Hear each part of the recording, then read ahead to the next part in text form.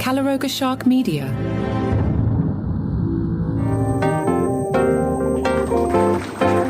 Hey there, I'm Johnny Mac with a bonus episode. I don't know if you heard, Taylor Swift got married and Adam Sandler officiated.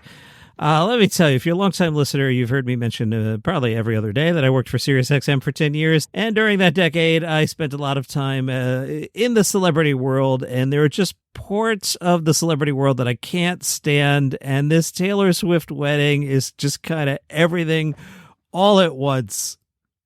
I mean, what are we even doing here? Adam Sandler was the officiant. Even the New York Times went out of their way to write an article about that. They say a representative for Taylor Swift confirmed in a statement that the proceedings at Madison Square Garden included Austin Swift, who's Taylor's brother, who served as Taylor Swift's man of honor, and Jason Kelce was his brother's best man. The statement also said Adam Sandler officiated the ceremony, as one does when you're in love and you take your vows very seriously.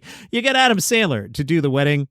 The Times looked into the connections. Perhaps the Swift-Kelces have a deep relationship with Adam Sandler. Well, of course, Travis Kelce appeared in Happy Gilmore 2. So, of course, that's who you ask. Late last week on Thursday, British tabloid The Sun saw Adam Sandler unloading a garment bag before a small rehearsal dinner held at a theater inside Madison Square Garden. Kansas City Chiefs head coach Andy Reid said Adam Sandler gave the couple some pretty good marriage advice. According to Andy Reid, Adam Sandler told them to keep kissing. So in its simplest form, that's a good thing. It's hard to argue when you give your wife a kiss or your wife gives you a kiss. And make sure you do it every day. Every minute they have an opportunity to do it, knock it out, and you won't have problems. The AMC Theatres CEO had posted on Twitter and then deleted it. He said the officiant sang and talked. Oh my goodness, how horrible. And he was warm and welcoming, funny and eloquent. USA Today says Joseph Kahn, who's directed a number of Swift's music videos, said on Instagram that the wedding was so much funnier and emotional than expected. Slate writes, Adam Sandler officiated. Yes, you're reading that correctly. The Sandman, star of the Grown Ups franchise and so many terrible Netflix movies. That's Slate saying and not me. It was just so wrong on a spiritual level. My body is rejecting it.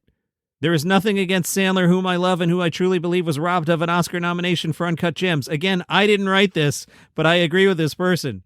Slate writes, he is just absolutely the wrong choice as an officiant for Swift. Someone who I usually think of as a serious person, an artist who cares about lyricism and romance, someone who could have asked literally anyone in the world to do her the honor of marrying her. Did she plan the rest of the wedding and let Kelce make this one choice so he would feel happy he got involved? As for whether they even know each other, Kelce starred with Sandler in Happy Gilmore 2, but Swift apparently loves him as well. She's spoken about how the Happy Place concept in Happy Gilmore partially inspired her song Wish List.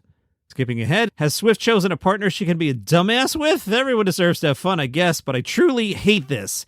Even if Swift's wedding dress is eventually revealed to have been made out of Dalmatian fur, no detail of this day will be worse. So people shared some of the guest list. I'm going to focus on comedy here. I mean, I looked at it and I was like, why is that person there? Why is Kevin Burkhardt there? Oh, yeah, he hosts Fox Football. I guess he kind of sort of almost knows Travis Kelce, sure. Why is Paul McCartney there? Why is anyone there? These are not your friends. I don't know. Again, I've been involved with like Super Bowl parties and big parties and the big boss going, hey, see if Charlie Day can come, because Charlie Day, for some reason, was at Taylor Swift's wedding. Are they friends? I don't know. Some other people that made it. Marcelo Hernandez, because he does one thing well and one thing only, and I guess Taylor Swift finds it funny. Marcelo Hernandez at the wedding of Taylor Swift and Travis Kelce for some reason. So behind the scenes, what happens here is you're having these big events, and the big boss makes a wish list, and, you know, it probably had all the biggest people you could possibly think of, you know, Paul McCartney level, and I guess Paul actually said yes, and it wouldn't surprise me, possibly, perhaps, if Paul got paid to sing I Saw Her Standing There, or I Want to Hold Your Hand, or whatever he's saying. It was I Want to Hold Your Hand. Wouldn't surprise me if Paul didn't do that for free. Just saying.